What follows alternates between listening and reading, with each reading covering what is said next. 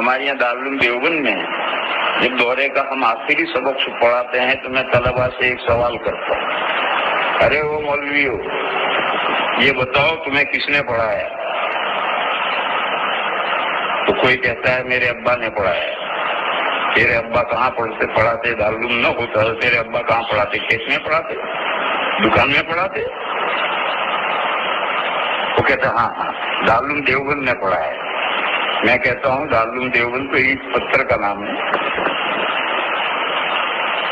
اگر یہ دارالعلوم میں اساتذہ نہ ہوتے تو یہ اینٹ پتھر تجھے کیا پڑھا دیتے؟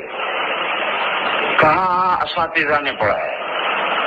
تو میں کہتا ہوں اساتذہ کو تو محتمم تنخواہ دیتا ہے، اس لیے اساتذہ یہاں جمع ہیں اور تجھے پڑھا رہے ہیں۔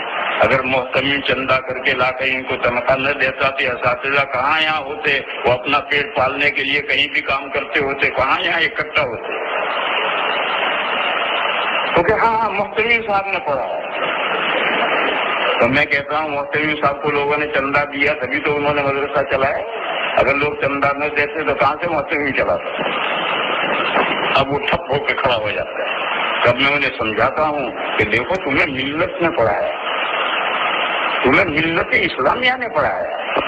پیسہ روپیہ 5-5 10 روپے ملت نے اکٹھا کیے، ادارے قائم کیے، اساتذہ آئے، محتمین آئے، تعلیم و تعلم کا ایک نظام بنا اور اللہ نے آپ کو اس ذریعے سے علم دیا۔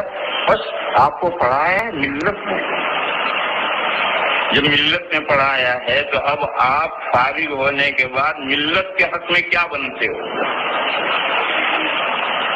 سپوت بنتے ہو، پوت بنتے ہو، کپوت بنتے ہو، کیا بنتے ہو؟ یہ گجراتی لفظ ہیں، اردو میں بھی استعمال ہوتے ہیں۔ سپوت وہ اولاد ہے جو باپ کا نام روشن کرے، پوت وہ اولاد ہے جو نہ باپ کا نام روشن کرے نہ باپ کا نام بدنام کرے، اور کپوت وہ اولاد ہے جو باپ کا نام بدنام کرے۔ بس اب دیکھنا ہے کہ تم ملت نے تمہیں پڑھایا، تم ملت کے حق میں کیا بنتے ہو، یہ دیکھنا ہے۔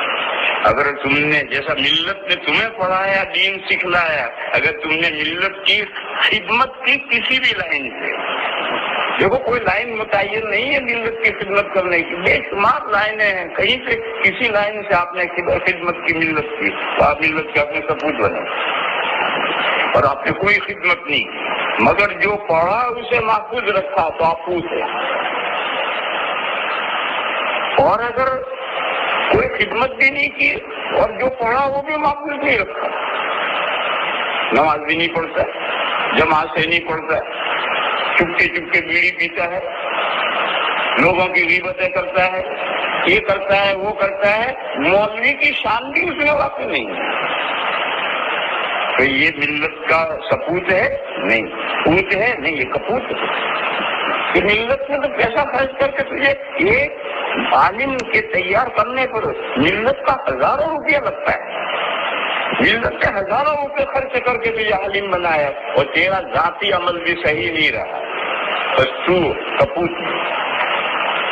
لہذا میرے عزیزو، یہ ہمیشہ یاد رکھو کہ کم سے کم اپنی ذات تک تو اپنے پڑھے کا لحاظ کرو، اور اصل ذمہ داری تو یہ ہے کہ ملت نے تمہیں تیار کیا، اب تم ملت کو تیار کرو۔ ملت نے تمہیں تیار کیا، اب تم ملت کو تیار کرو۔